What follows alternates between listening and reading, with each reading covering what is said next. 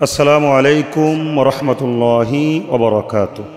প্রিয় দর্শক, আজকে আমি ব্যারিস্টার আব্দুর রাজ্জাক রহিমাহুল্লাহকে নিয়ে আপনাদের সাথে দু একটি কথা শেয়ার করব।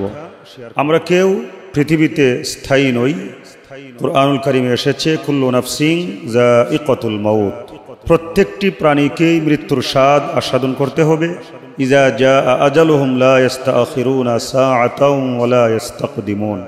যার যখন যেখানে যে অবস্থায় মৃত্যু লেখা আছে তাকে যথাসময়ে যথাস্থানেই মৃত্যুর স্বাদ আস্বাদন করতে হবে। ব্যারিস্টার আব্দুর রাজ্জাক রহিমাহুল্লাহ একটি নাম, তিনি একটি প্রতিষ্ঠান, তিনি একজন কিংবদন্তি, আইন অঙ্গনের একজন উজ্জ্বল নক্ষত্র। শুরুতে একটা কথা মনে পড়ে, এমন জীবন তুমি করিবে গঠন, মরণে হাসিবে কাঁদিবে ভুবন। আজকে ব্যারিস্টার আব্দুর রাজ্জাক রহিমাহুল্লাহর জন্যে সবাই কাঁদছেন, সবাই ওনার স্মৃতিচারণ করছেন, সবাই ওনাকে শ্রদ্ধার সাথে স্মরণ করছেন, সবাই ওনার জন্যে হৃদয়ের গহীন থেকে, অন্তরের অন্তঃস্থল থেকে মন খুলে মহান আল্লাহর কাছে দোয়া করছেন, আয় আল্লাহ, আমাদের ব্যারিস্টারকে তুমি মাফ করে দাও, কবুল করে নাও, জান্নাতুল ফিরদাউসের মেহমান হিসাবে কবুল করে নাও। দেখুন উনি কেমন ব্যক্তিত্ব ছিলেন, কেমন উদার মনের অধিকারী ছিলেন, কেমন পরোপকারী ছিলেন, কেমন ইসলাম প্রিয় ছিলেন। আমি দু একটি উদাহরণ দিলেই আপনারা বুঝতে পারবেন। আমি শুরুতেই যে উদাহরণটি দিব, আমরা সবাই জানি হেফাজতে ইসলাম বাংলাদেশের মরহুম মহাসচিব মোহতারাম আল্লামা নুরুল ইসলাম জেহাদি রহিমাহুল্লাহ, আল্লাহ ওনাকে জান্নাতুল ফিরদাউসের মেহমান হিসেবে কবুল করুন। গতকালকে দেখলাম ওনার ছেলে রাশেদ বিন নূর ভাই একটি পোস্ট করেছেন ব্যারিস্টার সাহেবকে নিয়ে। শুরুতে আমি এই পোস্টটি রাশেদ বিন নূর ভাই যেইভাবে লিখেছেন আমি ঠিক সেইভাবেই আমি পড়ছি, আপনারা একটু শোনেন। উনি লিখছেন শিরোনাম, আমাদের ব্যারিস্টার আর নেই। এরপর লিখছেন 2013 সালে হেফাজতের উপর ফ্যাসিস্ট সরকার গণহত্যা চালিয়ে যখন মজলুমদেরই ফাঁসিয়ে উল্টো মামলা দেয়, তখন সেই মামলায় আমার বাবা আল্লামা নুরুল ইসলাম জেহাদি রহমাতুল্লাহ সহ আমরা 3 ভাই ভবঘুরে, কখনো রংপুর, কখনো দিনাজপুর, কখনো চট্টগ্রাম, কখনো ঢাকায় বন্ধুবান্ধবের বাসায় তাদের করোনার মুহতাজ হয়ে ঘুরে বেড়াচ্ছিলাম পুলিশি হয়রানি এড়াতে। আগাম জামিন করাতে মাথায় ক্যাপ লাগিয়ে গেঞ্জি পরে হাইকোর্টে গিয়েছি কোনো নামি দামি ব্যারিস্টারের কাছে। ওনাদের কথা ছিল আগে অগ্রিম লাখ টাকা জমা দিন, তারপর জামিনের জন্য দাঁড়াবো। অথচ ওনারাও ছিল সাবেক মন্ত্রী ও তৎকালীন বিরোধী দলের এমপি। ওনাদের কাছে রিকোয়েস্ট করেছি জামিন নিয়ে ব্যাংকে গিয়ে সব টাকা উঠিয়ে দিয়ে দিব, কিন্তু ওনারা মানলেন না। তখন বর্তমানের মতো অনলাইন ব্যাংকিং সুবিধা না থাকায় নির্দিষ্ট ব্যাংকে গিয়ে টাকা উত্তোলন ছিল রিস্কি। অতঃপর আব্বাজি রহমাতুল্লাহের পরামর্শে ব্যারিস্টার আব্দুর রাজ্জাক সাহেবের চেম্বারে গেলাম। যাওয়ার সাথে সাথে কোনো কিছু জিজ্ঞাসা নাই, টাকার কোনো কথা আলাপই নাই। ওনার 2 ব্যারিস্টার ছেলেসহ কাজে লেগে গেলেন। 1-2 দিন পরই হাইকোর্ট থেকে জামিন করালেন। আব্বাজি রহমাতুল্লাহর পরামর্শে জিজ্ঞেস করলাম ভিজিট কত। উনি বললেন যা সম্ভব হয় তাই যেন দেই। আমি অন্য উকিলদের চাহিদার চেয়ে অনেক কম টাকা হাতের মুঠে দিয়ে জিজ্ঞেস করলাম, কাকা আর কত দেব? উনি না দেখেই পকেটে পুরে বললেন, কত দিয়েছ? তা তো দেখিনি, যা দিয়েছ আলহামদুলিল্লাহ। এটা ছিল একজন হুসনে আখলাকের অধিকারী ব্যারিস্টার আব্দুর রাজ্জাক সাহেবের নির্লোভ উদারতার একটা সামান্য উদাহরণ। আজ তিনি আমাদের মাঝ থেকে বিদায় নিলেন। আল্লাহ তাআলা উনাকে জান্নাতের আলা মাকাম দান করুন। প্রিয় দর্শক, কি বুঝলেন? হেফাজত ইসলাম বাংলাদেশের মহাসচিব মরহুম নুরুল ইসলাম জেহাদি রহিমাহুল্লাহর ছেলে রাশেদ বিন নূর ভাই, তিনি এই পোস্টটি করেছেন। মানে 2013 সালে হাসিনা এবং তার দোসররা শাপলা চত্বরে কিভাবে নিরীহ দুর্বল মাদ্রাসা ছাত্রদেরকে হেফাজতের মিটিংয়ে আগত কর্মীদেরকে কিভাবে হত্যা করেছে তা তো আমাদের সবারই জানা। মামলা করবে হেফাজতে ইসলাম বাংলাদেশ, উল্টা ফেসিস্ট হাসিনাই তাদের বিরুদ্ধে মামলা দিয়ে তাদেরকে দৌড়ের উপরে রেখেছিল। জেহাদি সাহেব সহ ওনার 3 সন্তানকেও মামলায় আসামি করা হয়েছে। তো রাশেদ বিন নূর বললেন, বাংলাদেশের এদিক সেদিক মানে পুলিশের কাছে গ্রেফতার হব, এই গ্রেফতার এড়ানোর জন্যে এদিক সেদিক আজকে এখানে কালকে সেখানে ঘুরে বেরিয়েছি।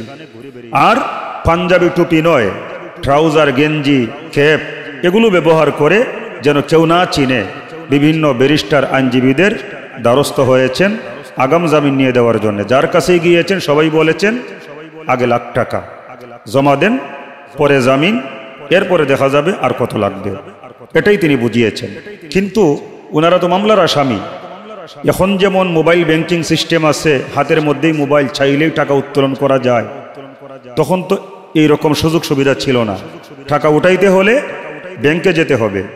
এখন যেহেতু হাসিনার মামলার আসামি, ব্যাংকে যাওয়াটাও নিরাপদ নয়।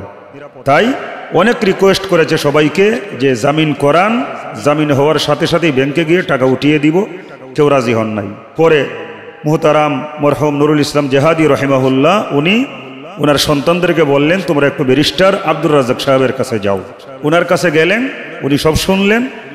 উনি কত খরচ লাগবে, কত দিতে হবে, কোনো কিছুই আলাপ করলেন না। ওনার 2 সন্তানকে নিয়ে, ওনার 2 ব্যারিস্টার সন্তানকে নিয়ে ওনাদের জামিনের কার্যক্রম শুরু করে দিলেন এবং 2 দিন পরেই আলহামদুলিল্লাহ জামিন হয়ে গেছে।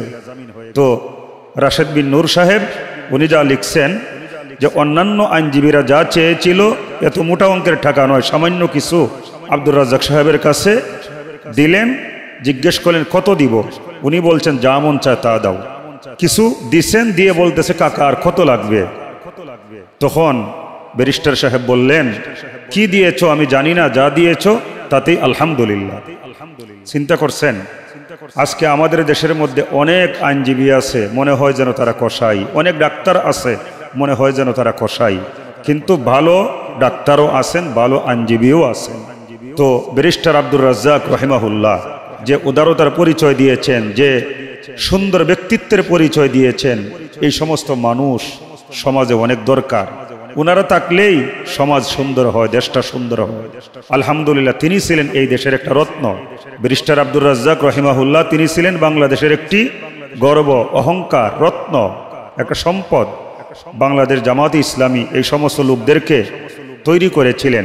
আর এই সমস্ত লোকেরা বাংলাদেশ জামাতে ইসলামীতে ইসলামী ছাত্র শিবিরে ছিলেন বলেই জামাতে ইসলাম এবং ছাত্র শিবির এত সুন্দর। সম্মানিত ভাইরা, এরপরে আসেন শহীদ মীর কাসেম আলী রহিমাহুল্লাহ। আল্লাহ পাক আমাদের সকল শহীদদেরকে জান্নাতুল ফিরদাউসের মেহমান হিসাবে কবুল করুন। গতকালকে দেখেছি শহীদ মীর কাসেম আলী রহিমাহুল্লাহর ছোট ছেলে ব্যারিস্টার আরমান ভাই মরহুম ব্যারিস্টার আব্দুর রাজ্জাক রহিমাহুল্লাহর স্মৃতিচারণ করেছেন। ব্যারিস্টার আরমান ভাই এমনিতেও অনেক নরম মনের অধিকারী, আমি তো ওনাকে আগের থেকেই চিনি। তো উনি কাঁদছিলেন আর কথাগুলো বলছিলেন। যখন ব্যারিস্টার আরমান ভাই গুম ছিলেন, একদিকে ওনার বাবা শহীদ মীর কাসেম আলী রহমাতুল্লাহ ওনাকে ফ্যাসিস্ট ফাঁসি দিল, আবার ফাঁসির আগেই ব্যারিস্টার আরমান ভাইকে গুম করলো। চিন্তা করেন এই ফ্যামিলির কি অবস্থা হতে পারে। ইতিমধ্যে ব্যারিস্টার আব্দুর রাজ্জাক রহিমাহুল্লাহ তিনি বাংলাদেশ থেকে নির্বাসন জীবন যাপন করছেন লন্ডনে। সেখান থেকে আরমান ভাই যা বলছেন, প্রত্যেকটা মাসেই ওনাদের খোঁজখবর নিয়েছেন। ওনার মা কেমন আছেন, ওনার মায়ের কাছ থেকে খবর নিয়েছেন, আরমান ভাইয়ের স্ত্রীর কাছ থেকে খবর নিয়েছেন। মানে প্রত্যেক মাসেই, কোনো মাস বাদ নাই, এত বছর প্রত্যেকটা মাসেই ওনাদের সংবাদ নিয়েছেন। তো ব্যারিস্টার আরমান ভাই উনি অনলাইনে ওনার সাথে একটু কথা বলার সুযোগ হয়েছিল। তিনি তখন ক্যান্সারে আক্রান্ত, হাসপাতালের বিছানায়। তখন তিনি ব্যারিস্টার আরমান ভাইকে যা বলেছিলেন যে আমি আল্লাহর কাছে অনেক কেঁদেছি, অনেক দোয়া করেছি, তোমার সাথে যেন আমার আবার কথা হয়, তোমাকে আমি একটা কথা বলতে চাই। তো উনি যখন লন্ডনে চলে গিয়েছিলেন, ফ্যাসিস্ট হাসিনা ব্যারিস্টার আব্দুর রাজ্জাক রহিমাহুল্লাহকে কিনবার চেষ্টা করেছিল, কিন্তু ইসলামী আন্দোলনের নেতাকর্মীদেরকে কোনো ফ্যাসিস্ট কোনোদিন কিনতে পারে না। ইসলামী আন্দোলনের নেতাকর্মীরা জীবন দেয় কিন্তু কারো কাছে বিক্রি হয় না। এমনই একটা দৃষ্টান্ত স্থাপন করে গেছেন ব্যারিস্টার আব্দুর রাজ্জাক রহিমাহুল্লাহ। যদি ব্যারিস্টার আরমান ভাই না বলতেন আমরা হয়তো বা জানতাম না। তিনি বলেছেন হাসিনা তার পক্ষ থেকে একজনকে দিয়ে ব্যারিস্টার সাহেবের সাথে কথা বলাইছেন এবং হাসিনাও লাইনে ছিল। হাসিনার প্রস্তাব ছিল আপনি যা চাইবেন তাই দিব, কি চান? তো চাইলেই তো রাজকীয় জীবন যাপন করতে পারতেন। কত টাকা চাই, কোন পদ পদবি চাই, সব পাইতেন। কিন্তু তিনি তখন বলেছিলেন আমি দুইটা জিনিস চাই।